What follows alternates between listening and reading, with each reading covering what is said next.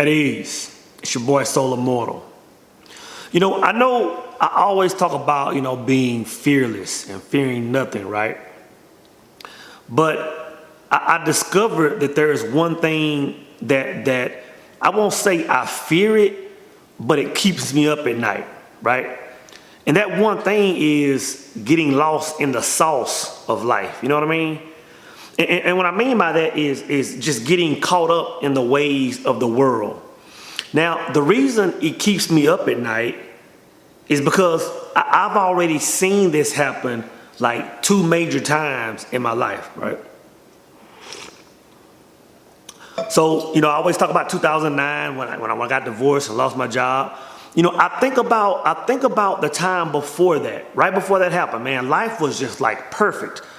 I mean, money was flowing, everything was good, what seemed to be a good marriage, and all of a sudden, life went down. And then I look at going through a recovery stage of learning and developing, and it going back up, man. You hear me talk about when I was living downtown Dallas and, had all these things, life was good, money was coming in. And after that, I won't say things really went down, but life took a turn where I saw that I needed to move a different way. So it was almost like, for a period of time, a 1-2 year period, it went back down to what seemed like a low. And then I look at now, man, like life, my life is better than it's ever been in my life. But the thing that comes to my mind, I ask myself, I say, what did I learn the first 2 times I was on this high horse, man? Like what can I extract, or what can I take away from that to avoid that happening again? And the only thing, the common denominator when I think about those 2 time frames are me just being engulfed, me just being swallowed by the world, me just being, slowly going back to the mindset of a consumer. And I'm telling you guys, that keeps me up at night. Is it not written in your law that ye are gods?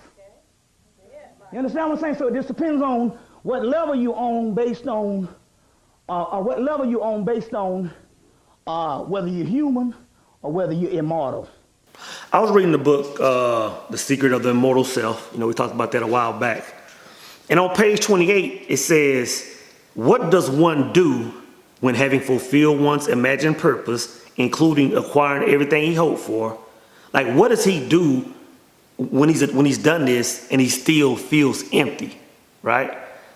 And I was thinking about that, like that's the moment of the crash. That's the moment of crash when a person has set their goals to achieve all these things, whether it's obtaining things. Like once they get that, once they get to that point and they realize that that's not where true happiness is, what do they do then? And then it talks about that's how they crash. That's where the crash comes in, because they understand that these things aren't where happiness is. And it makes me think about this quote that Jim Carrey said in one of his interviews. And he said, and I'm paraphrasing, he said, I wish that every person could hit their goals, could reach their mark, could get all the money they want and all that stuff. He said, I wish everybody could get to that point just so they could know that that's not where happiness is, right? And then I was thinking about my situation, man. I was thinking about, my life's cycles going up and going down, going up. And then I look back, I say, well, what can I take from that? And the most precious knowledge that I can take from that, man, is to identify what happiness is. When I look at both the highs and the lows, when I step back and look at the complete picture, I fully understand now, man, that where I found my happiness at was in the simple things, just being able to spend some time to myself, being able to spend time with my family, my son, being able to do things, that I wanted to do. That's where my happiness was, man. And what I also understand is that it wasn't until the accumulation of things, and I'm not saying that's bad, but it wasn't until I started getting, cars and different things, when I could feel, that's when I could feel that pull on me. You know what I'm saying? That's why I could feel that pull away from that happiness. And it looked more like happiness on the outside. And I'm not saying those things weren't joyous, but it pulled away from what my true happiness was, man. You know, and I kept reading the book, and it explained that this is how this other person, this ego is created. Because what happens when you allow worldly things to pull on you, it completely creates another side of you. It completely creates a side of you that has to live behind the mask, like it talks about, right? Now, this is the part that I fear, you know, because I know that there is a very thin line between walking in one's true self and living behind the mask. You know, there's a very thin line, and that's what scares me. You know, what this does, it almost sends me to a state, you know, where I'm saying, you know what, I just want to become a minimalist. Like I no longer want the things of this world, because I know once you get to that point, like all you have is peace. Like you don't even have things to rob you of that peace. But at the same time, you know, I think it's, you know, for myself, it's about finding some kind of balance in between that.